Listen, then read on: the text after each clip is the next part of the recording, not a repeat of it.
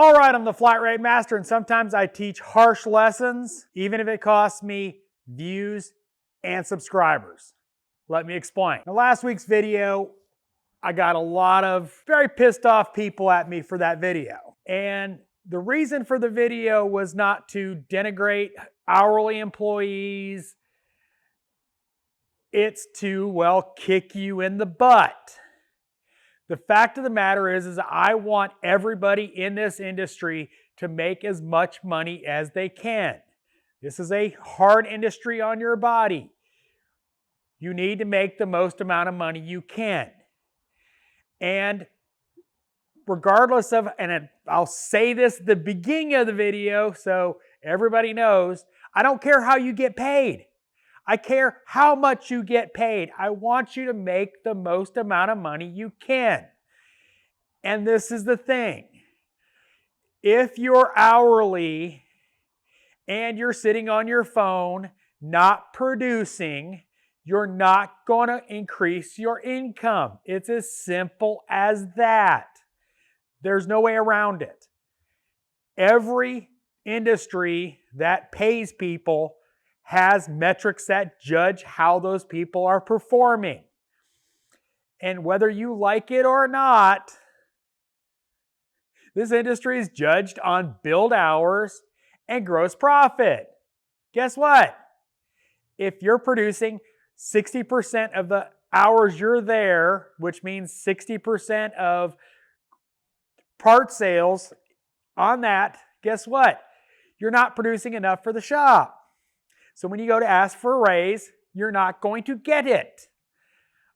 I do these kind of videos because I want you to get off your butt, produce, whether you're doing hourly, salary, still illegal, found out by some comments, federal law. Anyway, flat rate, hourly with commission, I don't care how you get paid. I care how much you make. This industry is notorious for underpaying its techs. It's something that needs to change.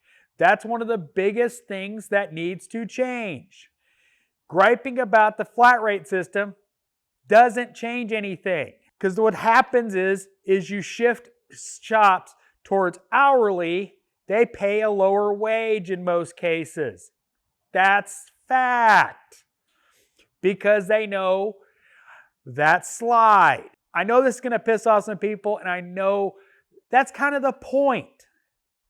I want y'all to make as much money as you can. The more this industry pays its technicians, and whether you like it or not, you're judged on your performance. There's lots of great hourly technicians out there. There's lots of mediocre technicians. So one of the comments teed me off, and I want to go over it real quick. You can't do diagnostics on flat rate. You have to be an hourly employee if you want to do all the testings. Guess what? You can do the testing on flat rate. Oh, you're not going to be the hero shop that, fixes the nightmare cars. So your shop's losing money because they're not billing for the diagnostic experience you have, and you're putting 3, 4, 5 hours into a car to fix it. So why is the shop paying you? So they can look like a hero and lose money? That's how businesses collapse. You can make money on flat rate as long as the shop bills for it. Important little tidbit.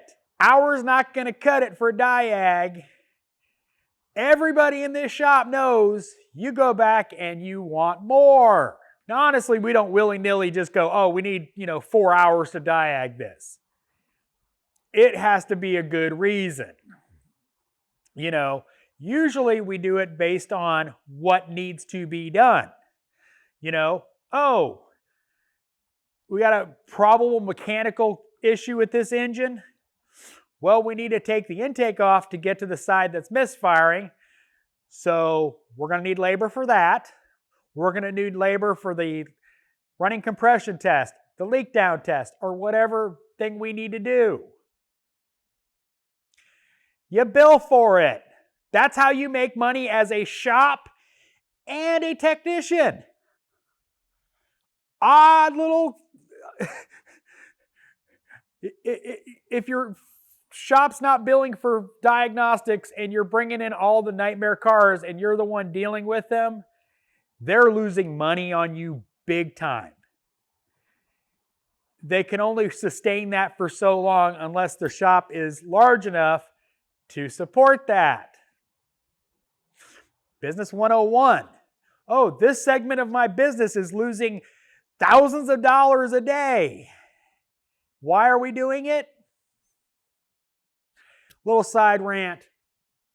I know these videos can be painful, so thanks for watching. As always, I am the Flat Rate Master.